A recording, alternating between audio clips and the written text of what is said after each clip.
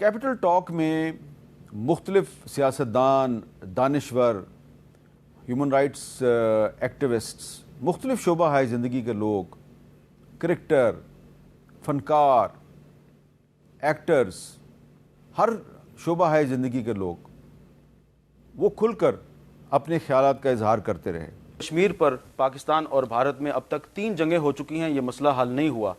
اس مسئلے کے حل میں سب سے بڑی رکاوٹ آپ کے خیال میں کیا ہے؟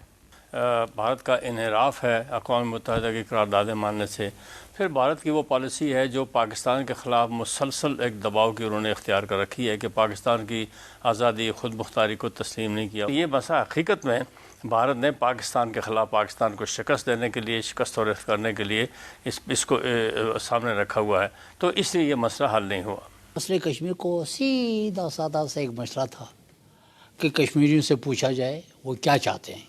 ہم کشمیری اب خود اس مسئلے کو انٹرنیشنل فورم پہ اٹھائیں اور انٹرنیشنل کمیونٹی کو یہ بتائیں کہ ٹھیک ہے، ہم انڈیا پاکستان کی جو بات چیت ہے اس کو اپریشیٹ کرتے ہیں، اس کو سپورٹ کرتے ہیں، لیکن اب اس میں جو اصل فریق ہیں وہ کشمیری عوام ہیں۔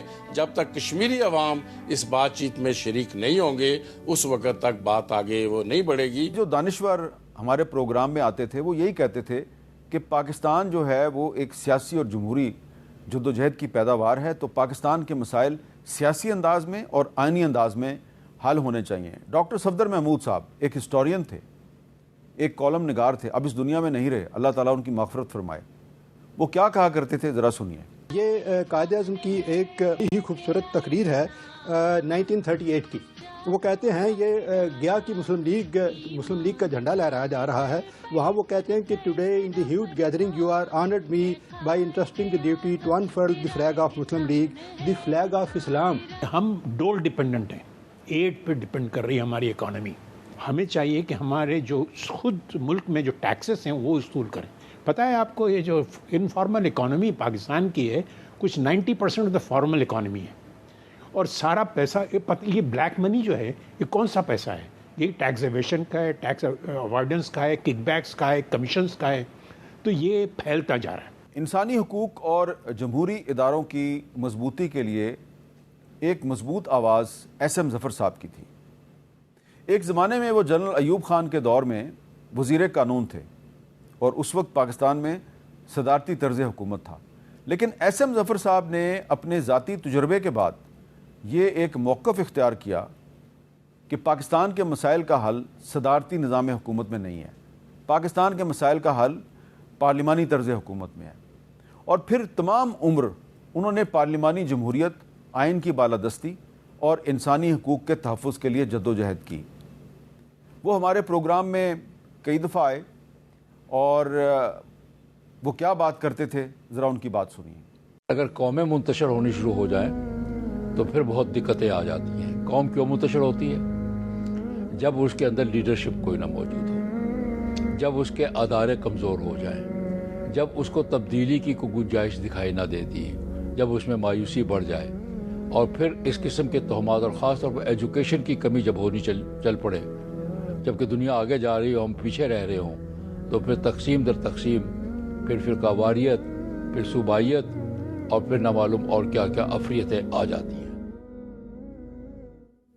آپ کو یاد ہوگا کہ کیپٹل ٹاک میں ہم نے کئی دفعہ پاکستان کے سب سے بڑے شہر کراچی کے مسائل جو ہیں ان کے بارے میں بھی آواز اٹھائی، کراچی بھی جا کے پروگرام کیے، مشکلات کا شکار بھی ہوئے، لیکن ہم نے کراچی کو کبھی اگنور نہیں کیا۔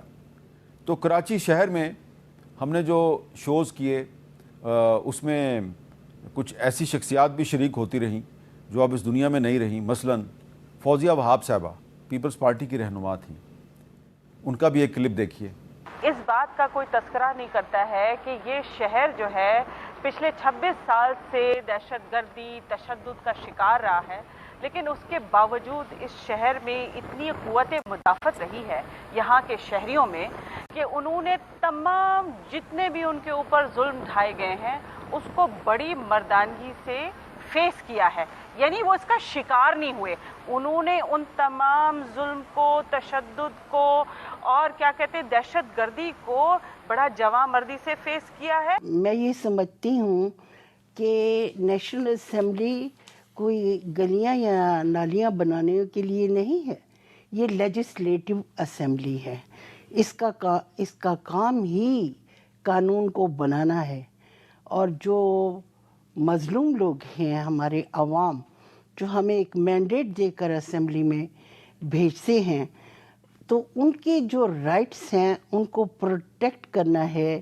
ان سے جو زیادتیاں ہو رہی ہیں اس پر قانون لانا ہے. پارلیمنٹ کی بالادستی کسی ایک جماعت، سیاسی جماعت کے لیے نہیں ہے، بلکہ پورے ملک کے لیے ہے. اور پارلیمنٹ کی بالادستی بہرحال ہم نے جو جد و جہد کی ہے اور اتنی اسٹرگل کی ہے وہ اسی لیے کی ہے کہ پارلیمنٹ کی بالادستی ہو اور پارلیمنٹ کے اندر فیصلے ہوں. وائس ایڈمرل عارف اللہ حسینی صاحب، دوران سروس ہم نے گوادر میں ایک پاکستان نیوی کے وار شپ پہ ان کا انٹرویو کیا تھا. جب وہ ریٹائر ہو گئے تو اس کے بعد انہوں نے کراچی میں پانی کا مسئلہ حل کرنے کے لیے جدوجہد شروع کی.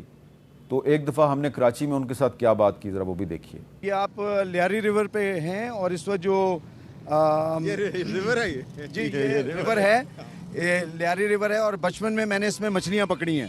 یہ جو گندا پانی سمندر میں جاتا ہے اس سے نیوی پہ بھی اثر پڑتا ہے؟ جی یہ نیوی کے جہازوں کو چوک کرتی ہے، وہاں کروژن بڑھ جاتا ہے. امجد صابری صاحب مشہور قوال تھے، دہشت گردی کا نشانہ بن گئے، اور کبھی کبھی وہ بھی ہمارے شو میں آتے تھے. ان کا بھی ایک کلپ دیکھیے. ان کا جو فرض ہے وہ اہل سیاست جانے، ان کا جو فرض ہے وہ اہل سیاست جانے. میرا پیغام محبت ہے جہاں تک پہنچے. عبدالستار عیدی صاحب جو ہیں وہ کسی تعارف کے محتاج نہیں. وہ جو انسانی خدمت کے حوالے سے جو دنیا کی چند عظیم ترین شخصیات ہیں ان میں سے ایک تھے. 2006 میں جب میں پہلی دفعہ لبنان میں جنگ کور کرنے کے لیے گیا تو وہ پہلے ہی وہاں پر موجود تھے. اور پھر اس کے چند سال کے بعد جب میں غزہ گیا تو وہ جو مصر کا اور غزہ کا جو بارڈر ہے، رفح بارڈر، وہ وہاں پر میں نے ان کو موجود پایا. تو وہ ہر قسم کے مشکل حالات میں جنگ زدہ علاقوں میں بھی پہنچ جاتے تھے اور ہمارے شو میں بھی آیا کرتے تھے. ان کا بھی ایک کلپ دیکھیے. مجھے جو ٹھیک لگتا ہے میں بولتا ہوں، اور ون وے ٹریفک ہوں، بس میں اپنا کام کرے جاتا ہوں. اللہ میری مدد بھی کرتا ہے کہ ایک ایمبولینس سے چور تھا، آج 1400 ایمبولینس میں بھی چور ہوں.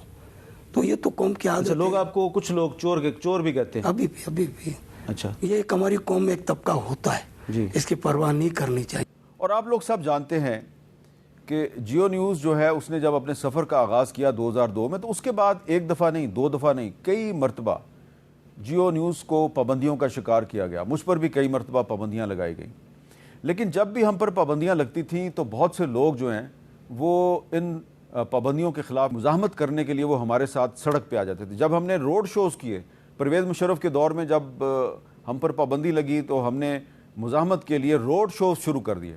تو ان روڈ شوز پر جو شخصیات ہمارے ساتھ موجود ہوتی تھیں ان میں قاضی حسین احمد صاحب بھی تھے، ان میں حافظ حسین احمد صاحب بھی تھے، اور بھی بہت سے لوگ تھے. تو ذرا ایک کلپ دیکھیے قاضی حسین احمد صاحب کا، حافظ حسین احمد صاحب کا، جو کہ روڈ شوز میں آپ کو ہمارے ساتھ نظر آ رہے ہیں. کہ آپ کو کیا مستقبل نظر آ رہا ہے؟ وکلا کی، میڈیا کی اور سیاسی جماعتوں کی تحریک کا کیا مستقبل ہے؟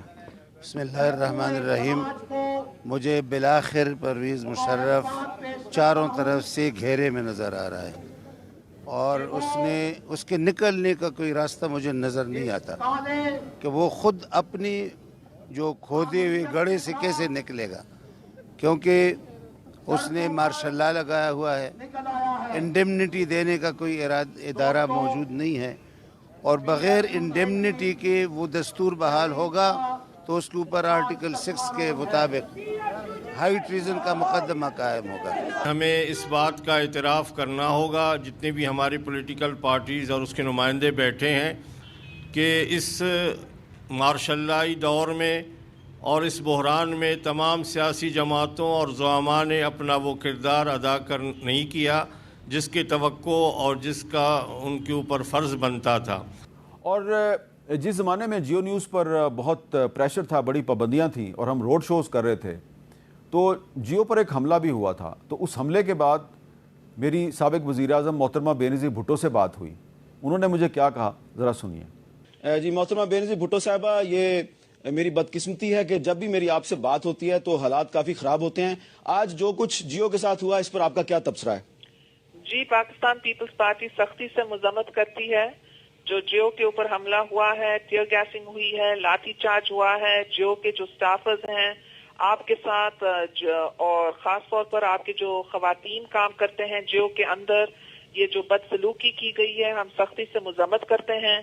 جیو کے ساتھ جو کاروائی ہوئی ہے یہ خالی جیو کے ساتھ نہیں ہوئی ہے، بلکہ یہ آزاد پریس کے اوپر ایک حملہ ہوا ہے، اور پورے قوم کو افسوس بھی ہے کہ ہمارے انسٹیٹیوشنز، عدلیہ، پریس، پارلیمنٹ کو نشانہ بنایا جا رہا ہے۔ اسی طرح جماعت اسلامی کے ایک سابق امیر تھے سید منور حسن صاحب، ان کے ساتھ سیاسی اختلاف کیا جا سکتا تھا، لیکن میڈیا کی آزادی کے مسئلے پہ وہ بھی ہمیشہ ہمارے ساتھ کھڑے ہوتے تھے۔ ان کا بھی ایک کلپ دیکھیے۔ کہ بینچ اور بار متحد ہو گئے۔ پہلا موقع ہے کہ سول سوسائٹی اور اپوزیشن پارٹیز متحد ہو گئے، اور پہلا موقع ہے کہ میڈیا بھی اس کے ساتھ آ گیا۔ اسی لیے تو میڈیا کو مار پڑی ہے کہ تم سچ کیوں بولتے ہو۔ سچ اگر کہیں گے صاحب کل آپ جھوٹ بولتے تھے، آج کیوں سچ بول، یہ تو اپروچ ہی غلط ہے۔ جب کوئی شخص اپنی غلطیوں کا اظہار اور اقرار کر لے اور معذرت کر لے تو اسلامی طریقہ کار یہ ہے کہ اس کو پھر معاف کر دیا جاتا ہے۔ دلوں کا حال اللہ جانتا ہے، ہم کسی فرد کے مخالف نہیں ہیں، ہم نظریات کے ساتھ ہیں۔ ہم وتعاونوا علی البر والتقوی ولا تعاونوا علی الاثم والعدوان پر کاربند رہتے ہیں۔ اور اب ہم یہ سمجھتے ہیں کہ جو لوگ اس وقت پاکستان کی نظریاتی اور جغرافی سرحدوں کو کھوکھلا کر رہے ہیں، پاکستان کی ڈگنیٹی کو تباہ و برباد کر رہے ہیں، انہیں نہیں چھوڑیں گے، یہ ہمارا عہد ہے۔ احمد فراز صاحب کسی تعارف کے محتاج نہیں۔ پرویز مشرف کے دور میں جب ہم پر سختیاں ہوئیں اور ہم پہ بہت زیادہ دباؤ تھا تو وہ ریگولرلی ہمارے شو میں آتے تھے اور ہمارا حوصلہ بڑھاتے تھے، اور جو اس دور کے جو حکمران تھے ان کو للکارنے کے لیے وہ کچھ ایسی نظمیں بھی ہمارے پروگرام میں سنا دیتے تھے کہ جس سے ایک طرف تو عوام کا جوش اور ولولہ جو ہے اس میں اضافہ ہوتا تھا، اور دوسری طرف ہم پر دباؤ میں بھی اضافہ ہو جاتا تھا۔ ان کے چند اشعار ان کی زبان میں۔ قلم نہیں کردار اس محافظ کا جو اپنے شہر کو محصور کر کے ناز کرے، میرا قلم نہیں کاسا کسی گداگر کا جو غاصبوں کو قصیدوں سے سرفراز کرے۔